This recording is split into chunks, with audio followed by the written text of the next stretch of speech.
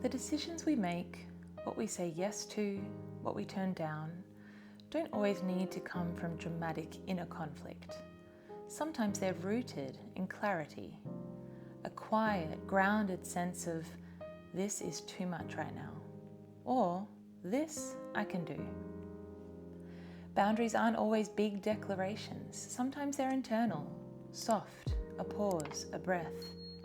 They live in our calendars, in how long we take to reply, in how we prepare for something or don't.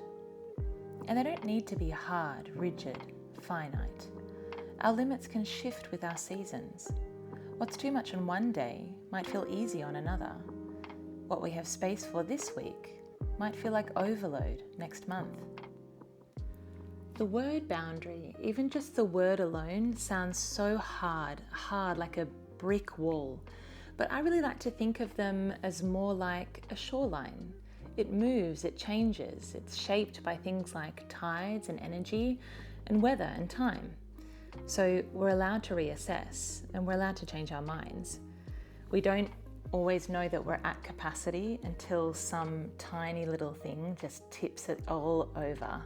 But if we can manage to tune in earlier, then the boundary is kind. I've been thinking lately about how much more honest it feels to say yes from a grounded place, not from panic or people pleasing, and how different it feels to say no without guilt. Just a quiet recognition, this just doesn't fit right now. A friend of mine recently stepped away from a gig that was causing her to reach her breaking point. Not because it was wildly difficult, it wasn't, but she just knew clearly that it wasn't right for her. It was another thing in a long list of commitments, and it just didn't sit right, not energetically and not vocally either. And I so admire that. Knowing what doesn't fit your voice, your literal voice, is such a quiet kind of wisdom. So she wrote to me and asked me if I could manage it, and I did end up taking it on from her, but only because I knew that it wasn't going to tip my own scales. The music was pretty easy to learn, I had time to prepare. I've jumped into my fair share of much harder things before, and sometimes I really enjoyed the thrill of the challenge of getting it learnt in time, but right now that just wasn't something that I had bandwidth for. So my yes was clear because it came with conditions that made it manageable for me. And part of what helped was creating conditions to make me actually want to do the work. And honestly, just looking at my desk had been giving me anxiety, like piles of paper, old coffee cups, music, just everything chaos. And that's just no place to work from, not if I wanted to approach something with clarity. It made me think of Sarah Wilson's incredible book, First We Make the Beast Beautiful. And she's talking about anxiety in the book, but I've sort of adapted the concept for boundaries. The idea that when something feels overwhelming or uncomfortable, we can soften it, beautify it, do it on our terms, whatever that looks like to us. Make the task or the ask something we can actually meet instead of run from. For me, that looked like opening a window, putting on some music, making a coffee, and clearing my desk.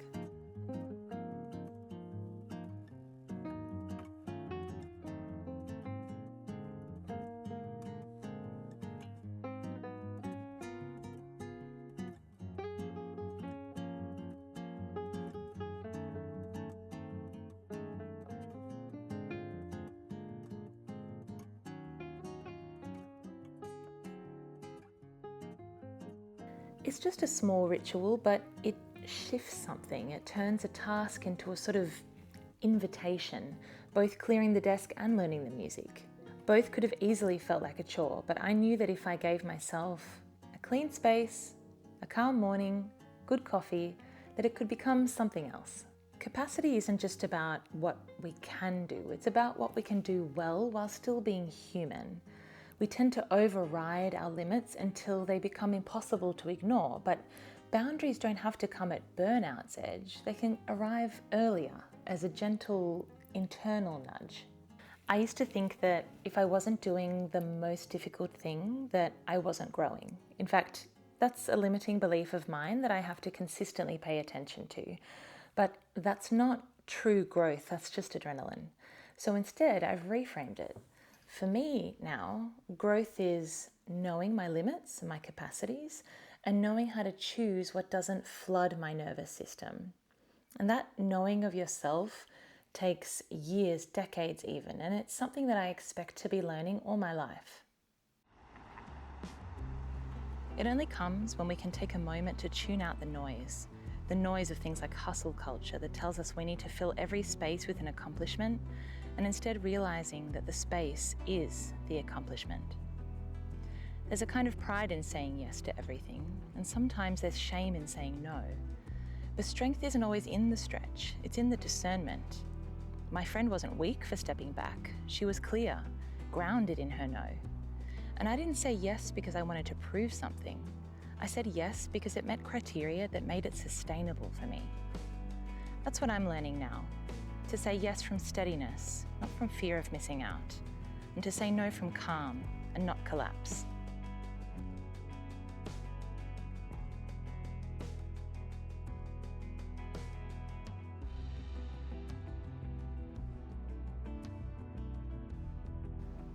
Boundaries aren't just what we don't do. They shape what we do with more presence, more peace. They allow us to show up without resentment, without depletion. And they protect the part of us that wants to keep loving the work and the life that we've chosen. And they don't have to be fixed either. They can change with our seasons. Stretch when we're full, pull back when we're not. Not taking on everything, knowing your capacities and saying no to what doesn't align isn't weakness, but clarity. It's strength that doesn't need to shout. And setting boundaries in your relationships isn't cold or loveless either. It's actually the most long-loving thing that we can do. We're inviting people to relate to us in a way that feels most true, most honest, and most sustainable, not through obligation, but through choice. I'm starting to trust that my energy is just as worth protecting as my time, and that my yes carries more weight when it comes from somewhere rooted. So my invitation to you is to ask yourself, what would a kind boundary look like this week? Where might you be stretching or overflowing? You don't have to be doing the hardest thing to be doing enough. So how can you make the beast beautiful? You don't have to earn your rest.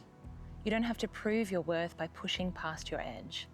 Let this be the week where enough is truly enough, where the energy you protect becomes the space that holds you, where the no you offer isn't weakness or coldness or being difficult, but a quiet act of self-trust, and where the yes you do offer, to yourself or to someone else, comes not from pressure, but from peace.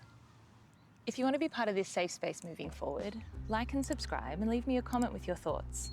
What kind of soft boundaries do you have, and how do you make the beast beautiful?